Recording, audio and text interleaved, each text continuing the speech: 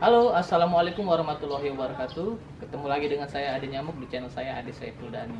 Nah, kali ini saya sudah bersama dengan Ilpian. Hai. Pian ini adalah teman saya dari kecil dulu ya. Beliau ini juga punya ternak lele. Nah, jadi hari ini kita mau tanya-tanya soal Ikan lele. gimana suka dukanya ya. Iya. Boleh ya? Boleh. Ya, alhamdulillah. Gimana, Pian, sehat? Alhamdulillah sehat. Ade sehat? Alhamdulillah saya juga sehat nih. Saya terima kasih banget sudah diizinkan untuk ketemu gitu ya. Sudah diizinkan juga untuk melihat kolam lelenya. Sangat menarik sekali ya, karena kan nggak semua orang itu bisa beternak lele gitu kan. Karena kita butuh ilmunya. Nggak apa-apa ya, saya sharing ke teman-teman ya. Iya. Oke. Pian ini mulai tertarik untuk beternak lele dari kapan? Saya tertarik itu mulai dari tahun 2010. 2010 ya. Memang awalnya itu memang bertujuan bisnis atau hanya sekedar hobi saja? Dari awal mula itu saya hobi. Hobi ya? Iya. Dari hobi. Coba beruntungan di ikan lele. Budidaya, pembesaran. Sempat juga saya pernah membeli beberapa buku itu untuk mencari ilmu-ilmunya. Oh, jadi memang belajar secara otodidak gitu Iya. ya, membaca-baca gitu ya? Iya, betul. Kalau dari orang-orang yang lain yang lebih senior ada nggak sempat sharing-sharing gitu? Ada. Ada juga? Ada juga. Ada. Iya, ada. Kita sharing-sharing, tanya tentang hal kenapa lele begini begitu ya, itu pasti. Biasanya kendala-kendala. Iya. Nah, biasanya apa nih yang Pian temukan kendala saat awal mula beternak lele? Awal ya, jadi waktu baru pertama kan, ilmunya juga belum terlalu banyak. Nah, apa kendala awalnya apa? Itu di air. Air ya.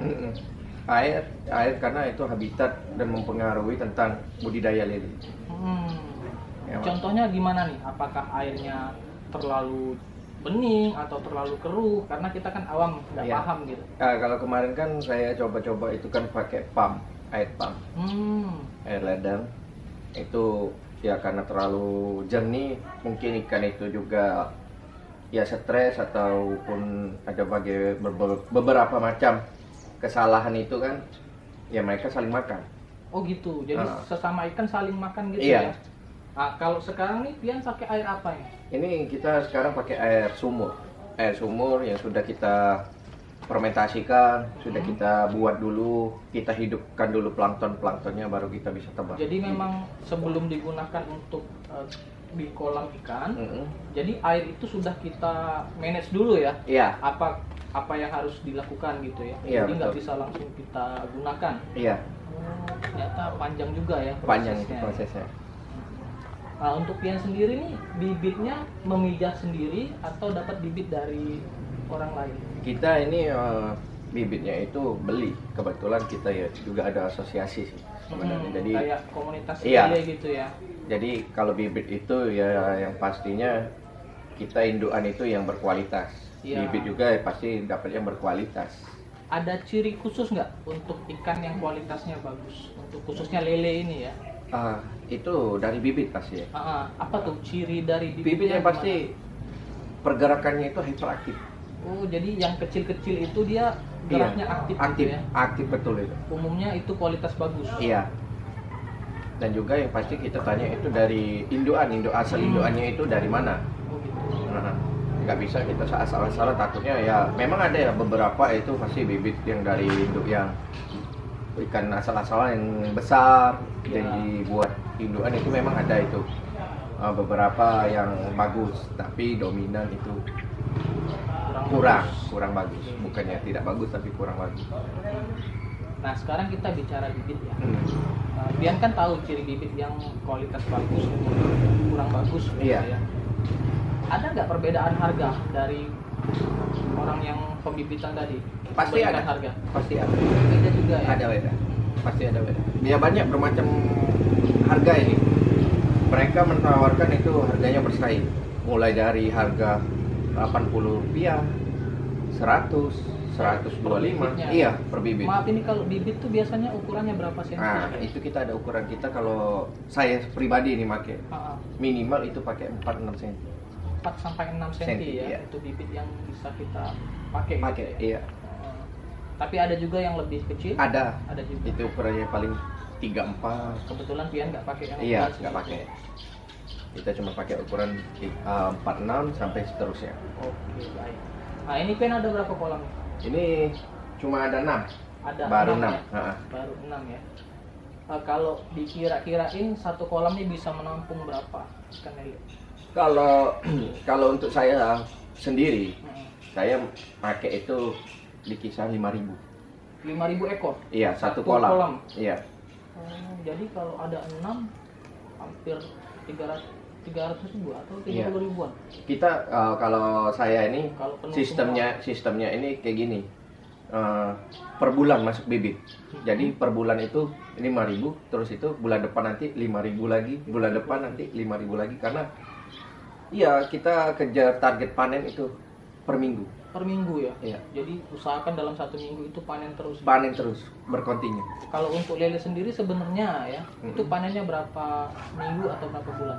Itu Kalau kalau yang biasa. bibitnya itu bagus, itu 2 bulan itu udah bisa panen. 2 bulan ya? 2 bulan itu bisa Tapi panen. karena ini untuk kebutuhan dijual gitu Iya. ya, jadi diusahakan 1 minggu harus panen nih. Ya, jadi mulai startnya itu paling cepat itu 55 hari itu sudah mulai start panen kita. Panen di awal. Panen di awal. Iya, makanya kita paling dikategorikan 2 bulan itu untuk panen di awal. Nanti selanjutnya itu mulai per minggu Oh, gitu. siklusnya. Nah, ini kan seandainya nih saya tertarik untuk berternak lele ya. Untuk biaya untuk satu kolam gitu, dan ikannya itu sebenarnya berapa? Biaya? Kalau soal biaya itu kita hitungannya itu per 1.000 ekor. Per 1.000 ekor bibit itu yang makannya full pellet ya, kurang lebih itu jatuhnya itu 1.250.000. Untuk bibitnya saja ya. Itu udah sampai panen loh. Udah sampai panen. Iya, 1.250.000 itu udah bibit sama pakan. Jadi memang selama untuk pembesarannya gitu ya, itu sudah 1 juta sekian gitu. Iya. Oh, kurang lebih gitu ya. Iya, kurang lebih segitu. Baik. Nah, sekarang gini nih. Untuk perawatan ikan, pakannya deh. Pian biasa pakan kasih apa nih? Kita pakai full pellet. Full pellet ya. Iya, dari Kalau mulai. selain itu ada yang lain? Nggak ada. Itu dari mulai bibit Hmm. sampai ke panen itu full pellet kalau saya Full pribadi pellet. pakai. Kalau Pian pribadi. Iya. Emang kalau untuk yang Lain-lain itu. peternak lain biasanya Itu ada? banyak. Ada yang gunain ayam tiret, usus, roti gitu BS, ya. sosis BS. Nah, perbedaannya apa nih? Lele yang kita kasih full pellet dengan lele yang kita kasih pakan yang seperti Pian sebutkan tadi. Kalau full pellet itu kan sudah terbentuk dari pabrik, itu butiran kecil. Jadi ikan itu kita bisa kategorikan 80% itu rata makannya. Tapi kalau fermentasi itu ya fermentasi apa alternatif nih, makan alternatif seperti usus itu kan harus dipotong-potong dulu. Karena mulut ikannya kecil. Iya. Nah, itu yang kita gimana ya, nggak bisa perkirakan itu, kadang ada yang kebesaran, ada yang kekecilan. Jadi ikan itu kan pas makannya itu nggak rata Nggak semua kebagiannya ikan itu. kebagian makanan gitu ya. Jadi pas pertumbuhannya itu ada yang besar, ada yang terlalu kecil kayak gitu. Tapi kalau di pellet itu kan udah ada ukurannya. Jadi walaupun dia kita udah suter nih, sudah sama rata nih, tapi nggak terlalu jauh. Pas panennya paling beda 1 minggu itu loh, makanya kita bisa panen per minggu. Jadi yang besar konsumsi ini udah bisa dipanen nih, panen. Nah, minggu depan kita panen lagi. Yang ukurannya kita besarin lagi. Itu sih bedanya. Dan juga ya bedanya kalau di kolam kayak saya ini, kolam terpal nih. Kolam beton, kolam terpal, dikasih terpal ini di air. Oh gitu. Karena mengandung minyak. Iya, jadi airnya itu cepat jelek, pH-nya cepat hancur, habis itu juga airnya itu berminyak. Selain kolam terpal kan ada kolam keramba ya? Iya, kolam waring. Kenapa Pian nggak coba di kolam keramba? Apa kendalanya apa? Kalau kolam keramba itu perbedaannya itu sebenarnya sih ya lebih enaknya di kolam keramba sih sebenarnya. tetapi kita harus tahu spek wilayah itu dulu. Oh gitu. Kendalanya di mana? Apakah di air ataukah di di banjir atau di hamanya? Hamanya itu ya bisa. Kualitas tanah pengaruh juga?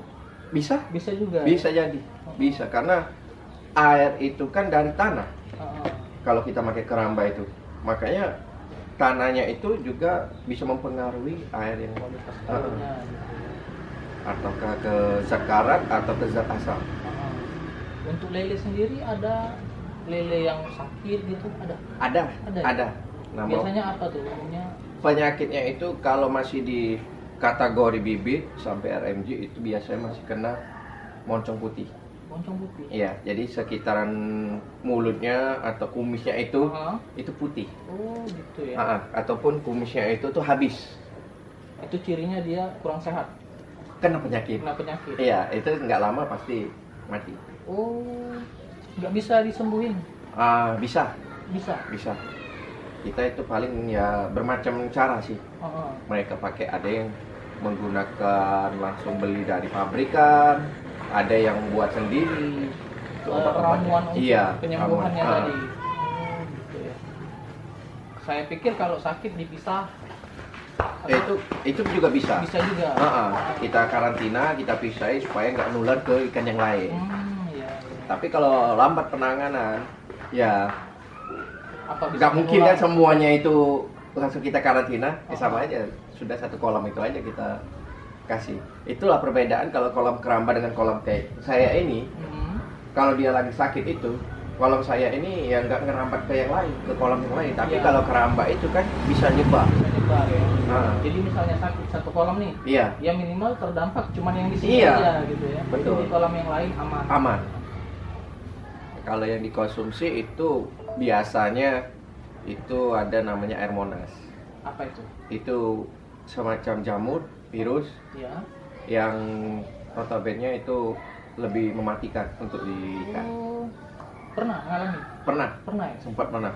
Hampir setengah kolam karena bukannya lama penanganan, telat ketahuannya bahwa ada si penyakit itu ya. Betul. Nah teman-teman ya, kalau yang baru-baru pemula gitu ya, baru berternak lele, mungkin memang untuk kendala awal pasti kita modal ya. Kita harus ada modal untuk bikin kolam. Yang pasti kita juga mencari bibit yang bagus ya, seperti yang Pian sampaikan tadi. Ada pesan-pesan nggak buat teman-teman nih yang baru mau mulai ternak nih? Ada nih, kalau teman-teman sekalian mau mencoba itu untuk budidaya ikan lele, saya sarankan itu awal mulanya itu tahu dulu cara berbudidaya. Jangan langsung beli dulu. Jadi kita pelajarin pelajarin dulu sistem ikan lele itu bagaimana, terus bisa notabene airnya itu yang pasti penting itu, karena habitat di ikan lele itu air. Itu loh. Gitu ya. Iya. Jangan ketipu sama harga bibit murah tapi kualitasnya jeblok. Oke, siap. Terima kasih nih Pian atas waktunya. Sama-sama. Ya, maaf nih mengganggu waktu. Wah, aku malah seneng nih. Di tengah kesibukannya dia meluangkan waktu ya. Saya boleh lihat lagi? Boleh, silakan. Kita tutup dulu ya. Boleh. Ya, teman-teman, sekian dulu kita bincang-bincang dengan Pian ya, teman saya dari kecil. Beliau ini sudah berternak lele dari tahun 2010 ya, Pian ya. Dan alhamdulillah memang prospeknya sangat bagus dan sangat menjanjikan. Sekian dulu kali ini. Sampai ketemu di kesempatan yang lain. Wassalamualaikum warahmatullahi wabarakatuh.